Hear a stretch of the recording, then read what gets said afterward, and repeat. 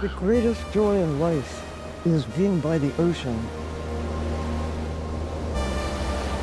It's not just rocks and water out there. It's most of life on Earth. But the ocean, I used to know, no longer exists. Because of us, because of the harm we've done, it's failing. I really believe right now is the last and best chance we will ever have to save it.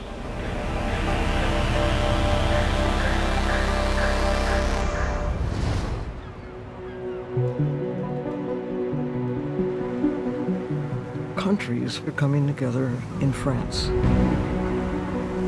We have the opportunity through the United Nations to deal with some of the big issues that are facing the ocean. In my lifetime, 90% of the sharks have gone. Half the coral reefs, dead. Bluefin tuna, reduced to a tiny fraction of what they were. And it's not just what we're taking out. It's what we're putting in the ocean, all the pollution and the avalanche of plastics that destroy the very systems that keep us alive.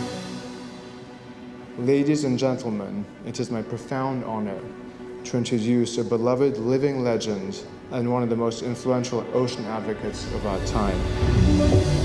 Renowned oceanographer, Dr. Sylvia Earle. She has spent almost a year of her extraordinary life below the ocean surface. Sylvia Earle has spent decades at the forefront of ocean exploration. And at 90 years old, she shows no signs of slowing down. Bye, Sylvia.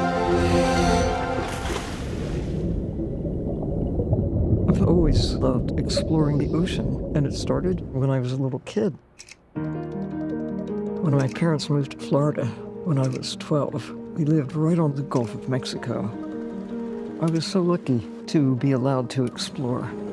We would get a canoe and just paddle down the river, or sometimes just get an inner tube and float down to the Gulf, and that made me fall in love with the ocean. Studying a class in marine biology, I was fortunate when a professor was able to secure 2 of the first scuba tanks available in the United States. The first time I went over and took a breath, it just seemed like a miracle. I could breathe underwater. I could actually explore the ocean on my own terms and see creatures on their terms. That really did change my perspective. And for me, I just didn't want to go back. I wanted to spend more time studying the ocean. Off the coast of St. John in the Virgin Islands, scientists are probing the secrets of a marine environment as mysterious, remote, and little known as the surface of the moon. The Project Tektite, an experiment partly sponsored by NASA. It's like the space station underwater. At a depth of 50 feet, this is a fertile field for underwater exploration. The project is America's only man-in-the-sea research program.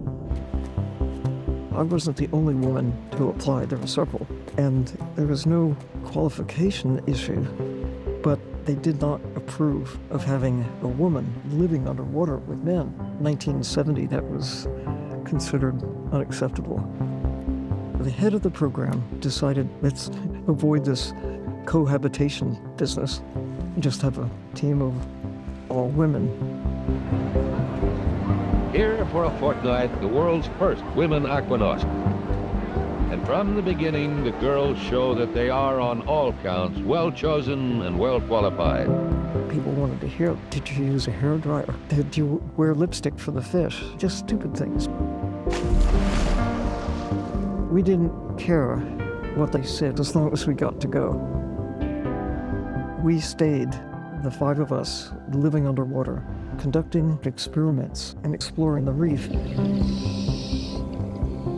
And you could sneak up on the fish. They adopted you as part of their school. It was just one of the most extraordinary experiences. After 2 weeks, the Aquamaids agree that the only thing men can do down here that we can't is grow beers. What I realized as a young scientist was not how much we had learned about the ocean, but how much we did not know. So for me to answer the questions I had, I needed to go deeper. Beneath the waves, a new human-shaped submarine. The Gym Suit. Off the coast of Oahu in Hawaii, a pioneering scientist, Dr. Sylvia Earle, is aiming to make the deepest untethered walk in history. The idea to go where no one had gone before, that was pretty exciting. I guess it equates to being an explorer. When I got to the bottom, they released the strap and I walked off. It was just dark.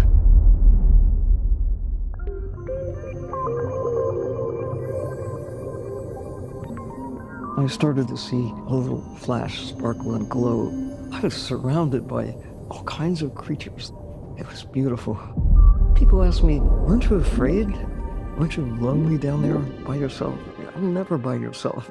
In the ocean, life is everywhere.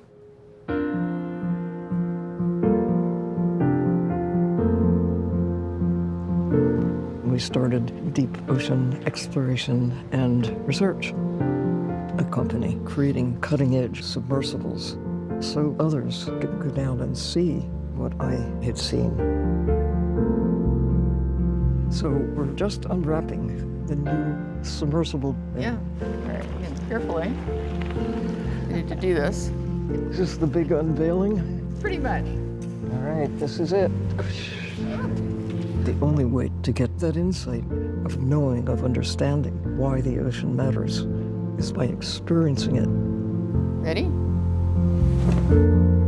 Quite pretty, right? Gorgeous. You've grown up with this.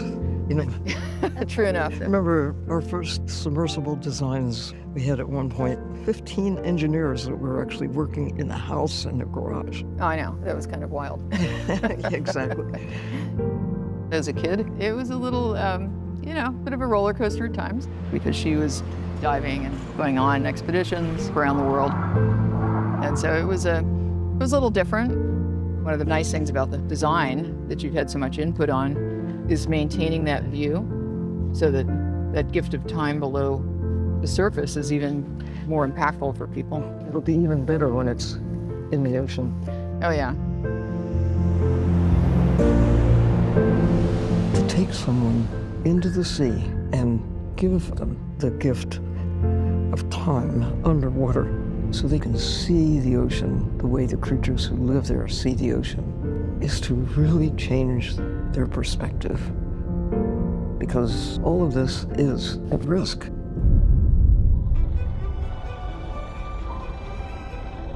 Exploring the deep sea back in the 1980s, I started witnessing the destruction from the dredges to trawls, hooks and lines that were being deployed from commercial fishing. And I could also see the impact from what was being put in the ocean, all the pollution and plastic junk. And it broke my heart, really. I had to do something. Dr. Sylvia Earle has been appointed chief scientist at NOAA, the National Oceanic and Atmospheric Administration, the agency that manages the country's coastal waters. I really went to NOAA thinking that I had an opportunity where maybe I could really elevate the importance of ocean protection. But the reality was a little different. She found it kind of reprehensible that nature is only being valued when it's dead. She was so much of an advocate for the living animals. They actually banned her from going to meetings talking about tuna quotas. I felt the obligation to try to do my best to speak for the ocean. But I was being advised what to do, how to speak, what to say. It was frustrating. Sometimes politics governs policy. I feel that I must resign and, as a private citizen, do what I can do with more flexibility, more freedom.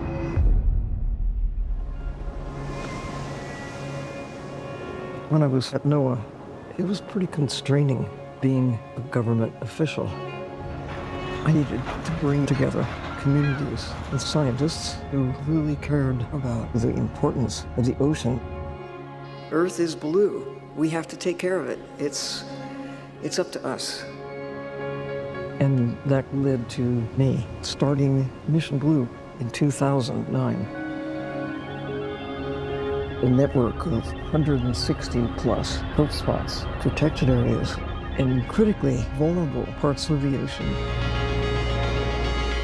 giving people the opportunity to come together to say, I love this place and I will commit to doing what I can do to take care of it. Here in Indonesia, plastics and pollution is a major issue and threat to coral reefs.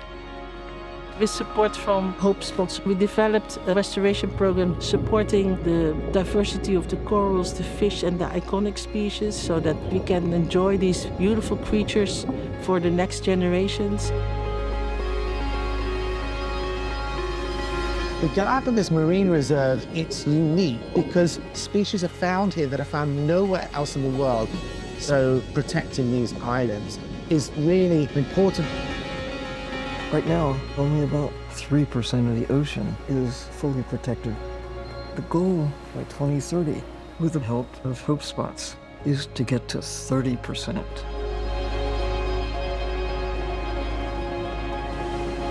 We have deployed more than 300 artificial reefs.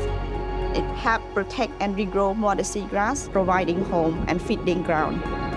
Within a few years, the amount of dolphins and the dugong has increased, so this is like a big success.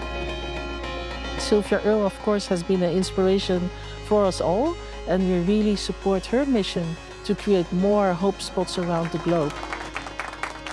One of the things I love about this project is that hope is leading to action.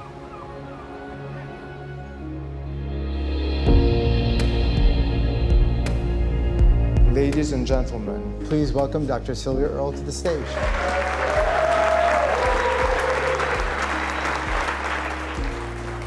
We have to protect as much of the natural living world as we're able to do on our watch, and to restore what we can to heal the harm. No one can do what needs to be done alone.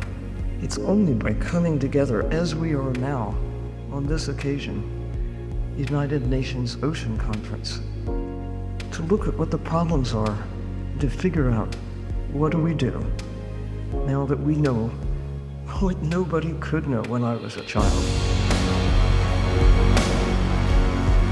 Throughout my life, I've felt the obligation to try to do my best to speak for the ocean. And I have realized I can't fix the world, but if I can inspire others to look around and say, this is what I can do here to protect this place, then we can secure an enduring future for ourselves.